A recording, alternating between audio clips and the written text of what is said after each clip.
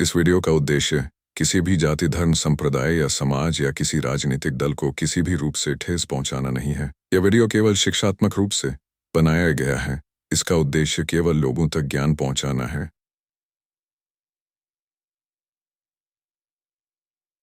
सत्य की जिज्ञासा चैनल में हमारे सभी दर्शकों का हार्दिक स्वागत है। दोस्तों, आज मैं टॉपिक ले रहा हूं परिवार। हम दो, हमारे दो, मम्मी पापा प्यारे दो। हम दो यानी कि हम, हमारी पत्नी, हम दो, हमारे दो, बेटी हो या बेटा दो। ठीक है, कहीं कहीं पर एक ही उत्पन्न कर रहे हैं, जैसे वेस्ट बंगाल हो गया, या महाराष्ट्र की धरती पर, या भारत देश की धरती पर, या विदेशों में बहुत जगह ऐसा चलन चला है कि बेटी बेटा एक समान, तो एक ही उत्पन्न कर रहे हैं। लेकिन बहुत पुराना पुराना नारा है, हम दो, हमारे दो, मम्मी पापा प्यारे दो। अब आप बताइए कि हम दो, हमारे दो, ये चार तो हो गए, लेकिन मम्मी पापा प्यारे दो, तो हमारे भी तो मम्मी पापा हैं, हमारे भी मम्मी पापा हैं ना। तो ये चार हुए कि छह हुए? एक गणित भी है, आप हमें कमेंट करके बताना। हम दो, हमारे दो, मम्मी पापा प्यारे दो, तो चार हुए या कि छह हुए? ये उसी तरह से है जैसे बोलते हैं सास पतोहु नंद भौजाई। तो अगर जोड़ेंगे आप तो तीन ही है, लेकिन जोड़ेंगे आप तो आपको मालूम है कितना है? सास पतोह ननद भौजाई। ठीक है कितना? तीन, लेकिन जोड़ेंगे तो कितना है? चार। सास पतोह नंद भौजाई, सेम कंडीशन, हम दो, हमारे दो, मम्मी पापा प्यारे दो। ये चार है या छह है, ये आपको बताना है। लेकिन ये एक परिवार है, चार है तो, छह है तो, अभी बोलेंगे मम्मी पापा प्यारे दो, तो वो मम्मी पापा ने दो पैदा किया तो छह हुआ कि सात हुआ? तो कांदा के जैसा छीलते रहो, छिलका निकलते रहेगा, उलझन। ठीक है, लेकिन चार ये छह, आप कमेंट करके बताइए। दोस्त, एक परिवार को चलाना खाने का काम नहीं है, और एक परिवार को चलाना उलझन का भी काम नहीं है। हंसते रहिए, मुस्कुराते रहिए।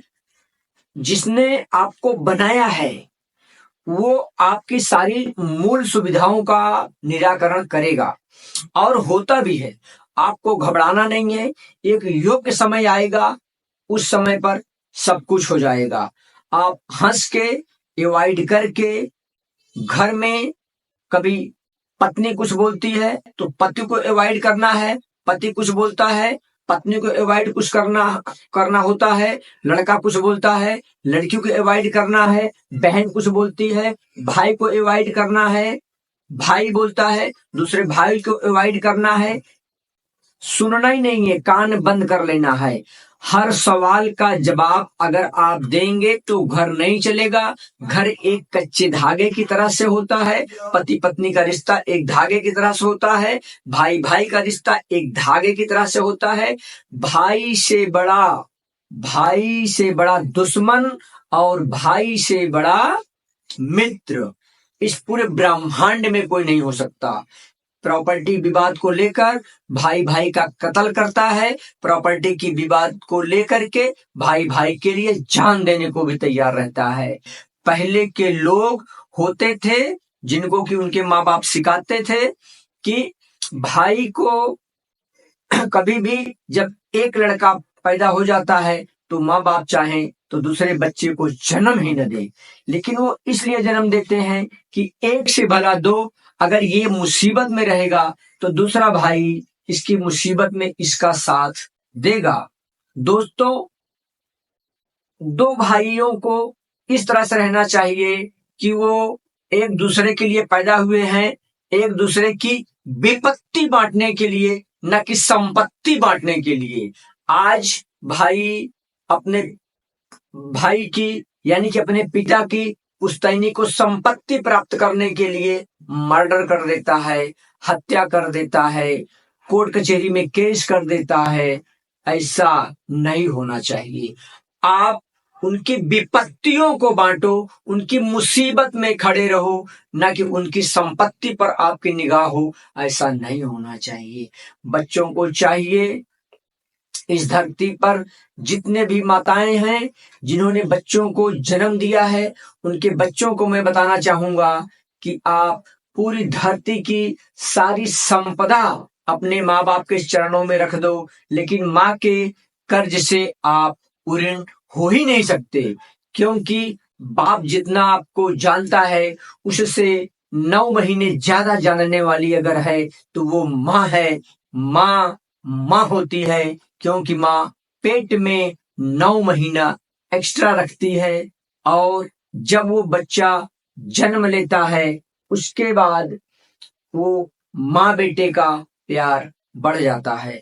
और लोग हमेशा से, और मैं आपको बता दूं कि पूरी दुनिया में माताओं की ही बड़ाई होती है, बच्चों की ही बड़ाई होती है, जबकि एक माँ और एक बेटा यानी कि अपनी पत्नी को और अपने बच्चों को, एक लड़का है तो एक लड़का, एक लड़की है तो एक लड़की, अगर एक लड़की लड़का है तो वो दोनों और उसकी माँ, 2 बेटे हैं तो दोनों बेटे और उसकी माँ, उन तीनों को एक किसी चीज में आप कर दीजिए और उसको करने के बाद सर पे रख दीजिए, तो सर पे जो ढोता है सेंचुरी की तरह पूरा बोझ उठाकर जो चलता है वो बाप होता है।